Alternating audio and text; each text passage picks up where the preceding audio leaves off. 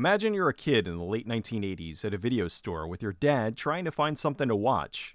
You see this giant poster for a movie called Eliminators. Oh my god, it's a movie with a half-robot man with tank treads, and this is amazing! So you spend the next several minutes trying to convince your dad to rent the movie, because obviously it's the greatest thing ever. He gives in and rents the movie, and you know what? You were right. Eliminators is a 1986 action-adventure film from director Peter Manoogian. The movie opens with an explosion and a model plane crashing. This all seems to be the Mandroid having a flashback. Okay, now we're in ancient Rome, or in somebody's backyard where they're having a really elaborate toga party. In a lab, Takada and post-apocalypse Philo from UHF are working on something. This is Abbott Reeves, super-duper bad guy. He's developed a time machine so he can send the Mandroid back in time to get artifacts for a museum? This seems like kind of a waste of both a cyborg and a time machine. Reeves is so excited he plugs in his automatic cherry Kool-Aid dispenser. Oh, he's got interchangeable arms like Trapjaw! Looks like whatever Reeves is pumping into himself is flowing through these pipes as well. The Mandroid goes to the maintenance lab. Reeves tells Takada to dispose of the Mandroid since they no longer need it. Takada disagrees, but Reeves reminds him that his face has syphilis, so his opinion is invalid. Takada tells Mandroid that Reeves wants him disassembled, so he helps him escape. I'll need my mobile unit. This is like some childhood fever dream put to film. Reeves' guards stop them in a tunnel, so Mandroid shoots his way out. He kills most of the guards, but Takada took a fatal wound. Reeves must be stopped. I'll finish him right now. Oh. It's only 5 minutes into the movie. You can't do that yet. Mandroid puts on his best grumpy face and shoots his way out of the compound. He goes outside and now he's channeling Omega Cop. Reeves! Mandroid, don't go down those steps! It can't be safe! Oh shit! The bad guys can't seem to hit the broadside of a barn, so Mandroid is able to take them out easily. I think they forgot to put in the optical effect for this guy. This one guard seems to be the only one who could hit anything. And that's because he has some newfangled 4-scoped computer-aided sniper rifle. Even with all this, he still only hits him in the elbow. He shoots him again, and this time it's a better hit. Mandroid's damaged, so instead of blowing up the gate, he blows a hole through the wall and escapes. Mandroid's mobile unit is damaged, so he takes his legs out of storage to continue on foot. Over at a science lab, Colonel Nora Hunter is working on a droid named Spot that's a combination of R2-D2 and Vincent. The robot flies around the room, which sets off the security alarms. Got a power surge on the east fence. So? Shouldn't we check it out? Nah, it's a cat or something. Damn those cats and their power surges! The younger guard goes to investigate. He finds that someone or something broke through the fence. He's searching through the building when he runs into the Mandroid. Oh no! Experimental internet gas! Wow, a tarp and a hat. This guy rolled a 3 on his stealth check. He walks into Hunter's office and she nearly breaks her hand trying to give him a karate chop. She wants to know who he is, so he exposes himself. He explains he was once human, but died in a plane crash, and was brought back to life as a cyborg by Abbott Reeves. Hunter is shocked because Reeves is supposed to be dead, but it seems he's alive and using her research for nefarious purposes. Your arms. Your leg units. You mean my legs? And what's more, he's stolen my design to bastardize them.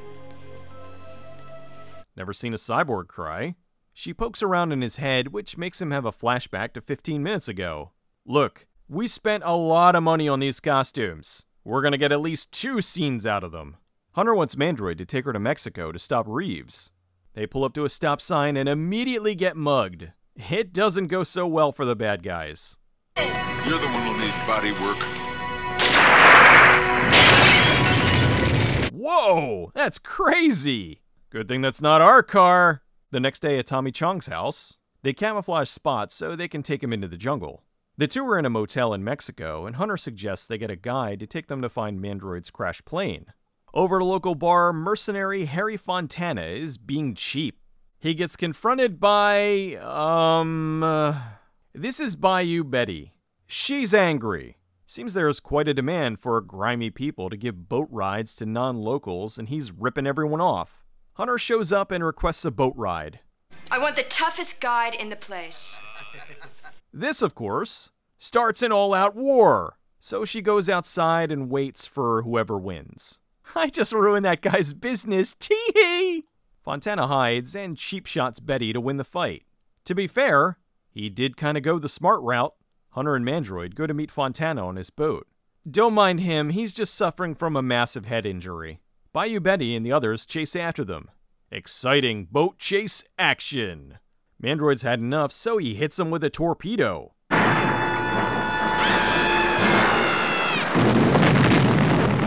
What the?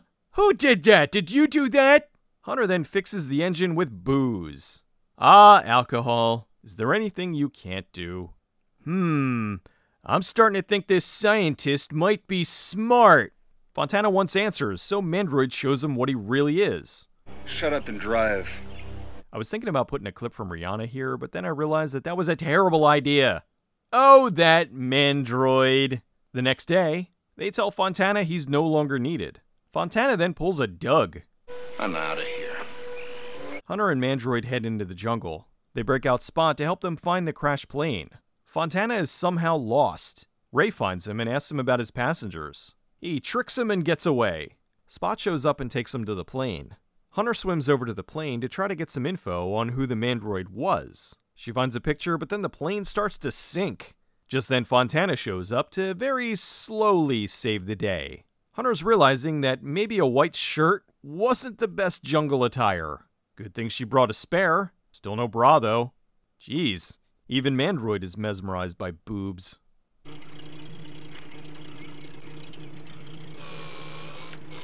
Now that they're on the right river, they head to Reeves' headquarters. Hunter's talking to Mandroid. What's Fontana gonna do when he finds out there's no treasure? Worry about that later. He knows the terrain. Hey, no secrets back there. He's 5 feet away and he can't hear this? Fontana makes a sudden turn and Fontana goes down to look but can't find a thing. So they make the decision to continue the mission without him. At Reeves' headquarters, he's working on his new Iron Man parts. Hey, he fixed up his face too. Ray returns to report a total failure, so Reeves zaps his balls. Back in the jungle, Mandroid resurfaces with Spot. They head to find Fontana and Hunter. Fontana's out of the boat and, oh no! Is it the Anaconda? Is snakes out there this big? Hunter then gets attacked by the unfrozen caveman lawyers. Mandroid's walking along and, what? What even is this? Ninja fish! Mandroid confronts him. He explains his name is Kuji, and he's looking for his father, who last was seen working for Reeves. Your father's name is Takada? I've got some bad news. Kuji joins him to help take down Reeves. In another part of the jungle... Harry, I know it's crazy, but they look like Neanderthals. Excuse me, it's Neanderthal? The caveman takes them to their leader. Oh, I'll bet he's some wise old sage that speaks fluent English. Okay, maybe not. I hope this doesn't turn into the Green Inferno. They manage to confuse the caveman, and then Kuji shows up to chase him off. They make it out to the river to a conveniently placed raft. The cavemen shoot arrows at them, but thankfully, Mandroid can do this. He's like low-budget Inspector Gadget. They're going too fast and can't stop! Just pull his feet out of the water! They crash. Mandroid finds his mobile unit, which means they're very close. Kuji explains his dad created a time machine for some reason, which Reeves has been using to bring cavemen here. What? Hunter fixes his mobile unit just in time because here comes Ray and company.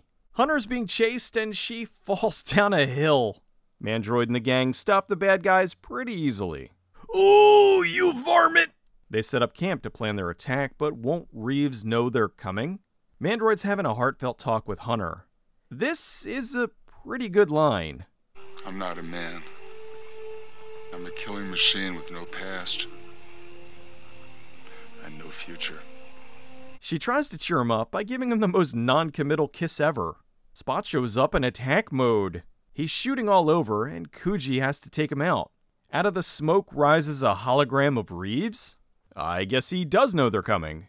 They sneak onto the property and find an entrance through a ventilation shaft. Mandroid goes off alone, and the other three go into the shaft. Kuji uses his super ninja skills to jump through the fan and smash the motor. They find Reeves' collection of stuff he's stolen throughout time. They find a journal where Reeves explains that he's going back in time to take over ancient Rome and rule as the God Emperor. Mandroid's at the front gate. Aw, come on, guys, let me in! They must have some deal with the location where they can't destroy that gate. Mandroid walks in and gets surrounded by guards. They then bring out the others. I can understand these two getting caught, but he's a pretty crappy ninja if he can't stop a few overweight, bumbling security guards. Oh, okay, he was just waiting for the right time. Kuji takes out the guards and blows up Reeves' death ray. Let the shooting begin! Guns, lasers, and kung fu. What more could you ask for? Once all the guards are dead, Reeves arrives in his new and improved form. Pretty sure a headshot could still take him out. He kills Mandroid and puts an energy shield on the others.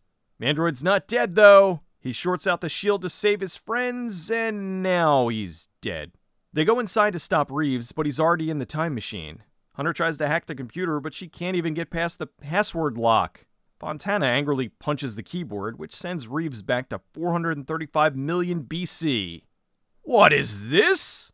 Oh, why did I do this without any safety precautions? The gang then has a good laugh. Hey, Mandroid, isn't that funny? Oh, right. Now I'm sad.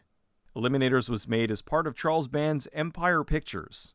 Band loved the concept of movie serials, and this was planned to be the first in a long-running series about the Eliminators team fighting elaborate supervillains around the world and even in time. The movie was written by the duo who created Trancers, Danny Bilson and Paul DeMeo. The script was actually the first one they ever presented to Empire, although it wasn't put into production until after Trancers and Zone Troopers. Band said it was one of the best scripts they ever had at Empire. They started filming in July of 1985 and ran all the way into October. They filmed mostly in Madrid, with visual effects by John Carl Buechler, who had just directed Troll for Empire. Even though the film opened in 993 theaters, the biggest opening of any film from Empire, it still underperformed, pulling in only $4.6 million in its run. While the film did well on home video, Band still decided to halt the production of the sequels. He did reuse the Mandroid concept in his later Full Moon films, Mandroid, and Invisible, The Chronicles of Benjamin Knight. This was director Peter Manoogian's first full-length feature, and he worked incredibly hard to make it as good as it could be. He and his director of photography, Mark Ahlberg, worked 15 to 20-hour days during the production.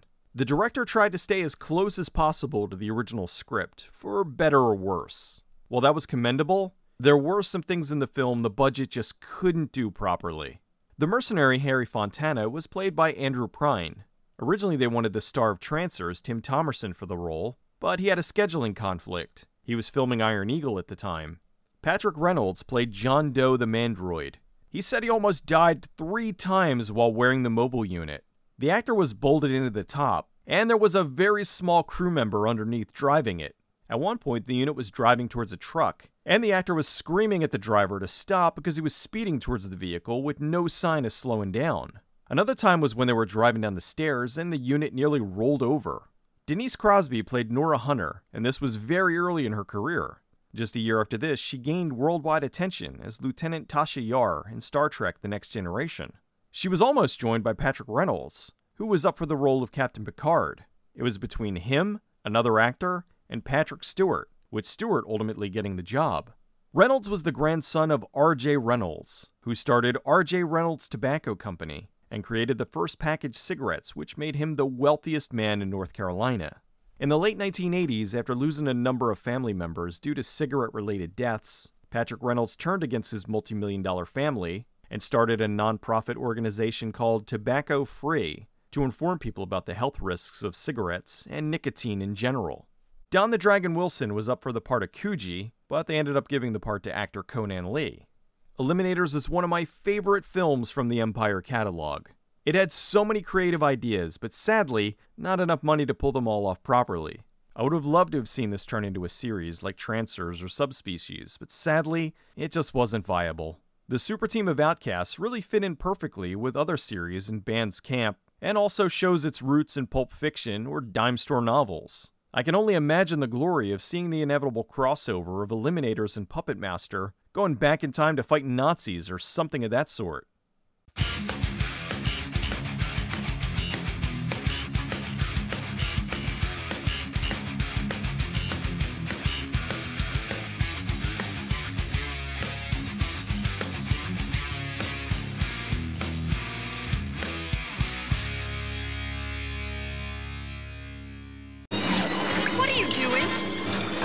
saw this in a movie once.